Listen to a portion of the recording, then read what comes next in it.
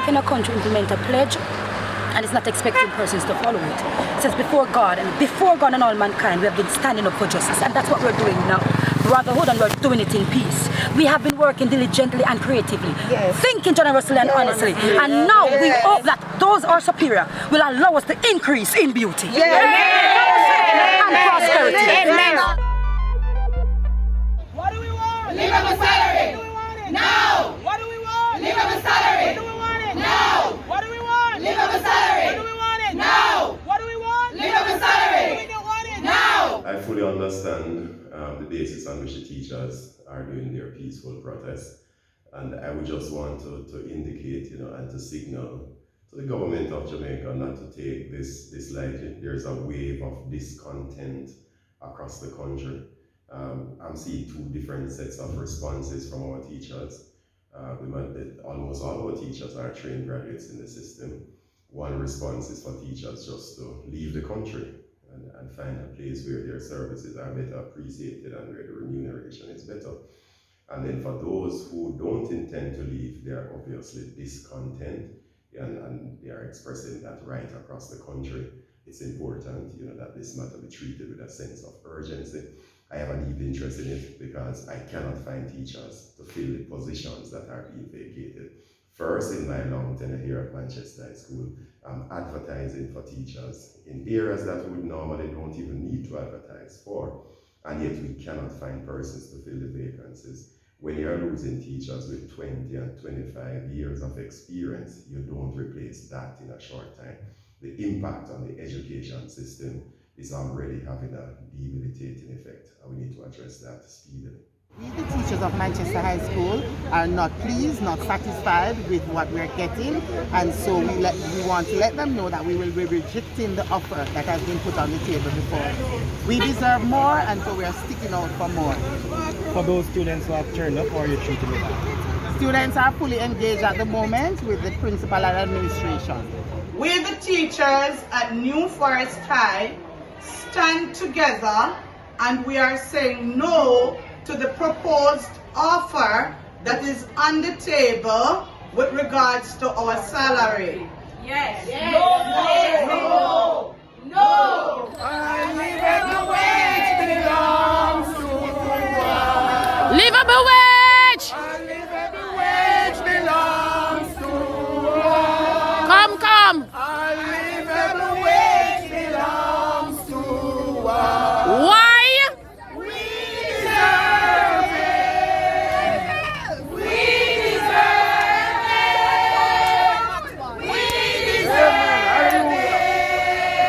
Some schools have only gotten 20% of their rental books to this point, with exams around the corner, and for many who were to receive workbooks for PEP, some students did not receive their workbook for PEP. So that is one area of frustration. The second area of frustration clearly is their own remuneration, and that is what has been the final straw for the teachers who are now out there demonstrating, and to some extent, unfortunately, positing a counter stance to the persons who are not in the fight, or the persons who are their partners in the fight.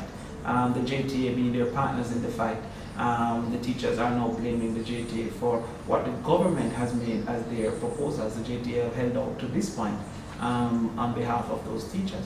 So the teachers are frustrated, one, with the lack of information, with the untruthful communication, and also with the threat that has been given that the money is owed to them. That is what back pay is. But back pay is not a gift of remuneration. It is monies owed to you that you agreed not to take up front for whatever reason. So the government, being incapable to pay at the time, is now saying we owe you some money for the effort that you put in and the agreements that you made. The government has created frustration with the teachers, acting as if the back pay is a gift and that they will then make punishment for that back pay. We have information coming out of some teaching groups that there are members within the teaching fraternity that are pressuring the teachers to accept the lump sum back pay now, only so as to properly prepare themselves to migrate, and not for the long-term existence within the teaching profession. So there are some persons that are saying, we don't need to further consider what we get every month or every year after this, because we will not be present after this. These are things that the government must consider, and those teachers that are willing to stay are the ones that are most concerned about the lack of remuneration and the lack of conversation that is being happening between themselves and the government as well as a truthful conversation.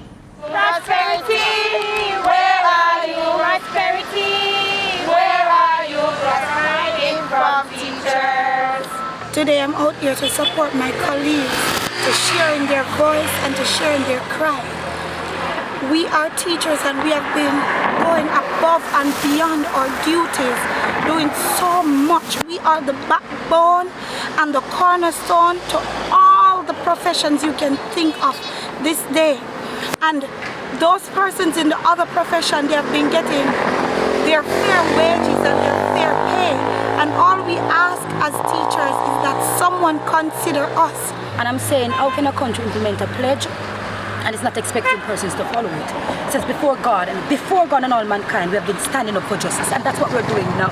Brotherhood, and we're doing it in peace. We have been working diligently and creatively, thinking generously and honestly, and now we hope that those are superior will allow us to increase in beauty and prosperity. $70,000 to $80,000 to rent a 2-bedroom house. That is more than our pay. What are we going to do? How are we going to eat? How are we going to pay our light bill, water bill? Children. We have to be fixing our car because water commission dig up the road and so many potholes. Come on, man, this is foolishness. There are schools, grade 1 to 3 teachers are still without laptop. And I am saying, no laptop, no lesson plan. And I'm standing firm to that. No laptop, no lesson plan. While some of my colleagues in the 40 school... How long ago was this laptop committed? It was in COVID. So COVID 3 years started. after, yes. There's still no laptop. No. And I have write a letter personal to Miss JTA president. Oh, your president. And she said that the letter was sent to the relevant authority. Up to today's date, we have still not received those lovely voucher. Whatever their concerns are, so put it on the table and work through it. The teachers have always been understanding, but they shouldn't take their silence for weakness, nor their cooperation for weakness. And I think that is what is happening. So, is the PMP committed to do all-island consultations with the teachers? We are committed to do an all-island consultation with our teachers, with our seniors, because it's not just teachers. There are too many groups of Jamaicans the security guards that are disenfranchised, that are excluded, whose voices are being ignored. And that is a recipe for disaster in any country, at any time, and more so now. Number of registered delegates, 583. The number of spoiled ballots, 4. Number of rejected ballots, 1. Number voting yes to accept, 227. Number voted no to reject, 300.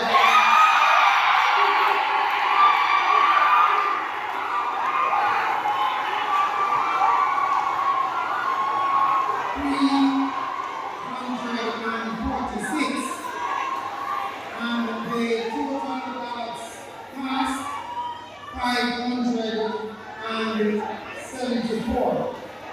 Total number of ballots issued, 578. That concludes the results of the vote to accept or reject the government's latest offer. Where reject is concerned, the union will dispatch a letter to the Minister of Finance and Public Service highlighting the results of the spoken voice of the delegates of the teachers of this nation, as well as the request and urgent meeting with the Minister to settle on a critical item. An open petition. So we say to the Prime Minister of this country that we ask for him to consider what the teachers have spoken today. Colleagues, in the 4 regional councils consultations, I said to you, you were to return to your DAs, vote, share that mandate with your delegates, as well as, what did I say? As well as the way forward. Today in his address in Parliament, the Minister of Finance would have said, I have the money for you, come and get it. Why today your delegates voted to reject the government's offer? Don't you want the money? I'm sure every single teacher sitting in this hall wants money and some need the money. But they also have a greater need that when month to month they will be able to live on the salaries that they're currently receiving or what the government will be proposing. And so the delegates would have voted as they have to reject 346 vis-a-vis those who accepted at 227 and a total of 583. The delegates have spoken. They came representing the mandate from their constituents because we had the regional consultations and the constituents gave the delegates a mandate and they came representing, as you can see reflected in the bill. And these are delegates from across the country? From the 78 district associations across the 14 parishes. So what happens now? Well, the delegates have further spoken and they can't guarantee normalcy in the sector. As of tomorrow, like the day is already done. What does that mean, Madam President? Well, the nation will see what and interprets what that means. Yes. The educators of this nation, and we ask of our public, parents, what quality education do you want to retain for your children? What quality education system? The minister would have articulated that provisions were made to increase the salaries of to retain or to attract certain skill sets of certain groupings in the public sector. What of the teachers who see that they are going? Many colleagues do not wish to leave. All they want is to be able from month to month to pay their bills and to live a standard of life in this nation that they have contribute daily to build.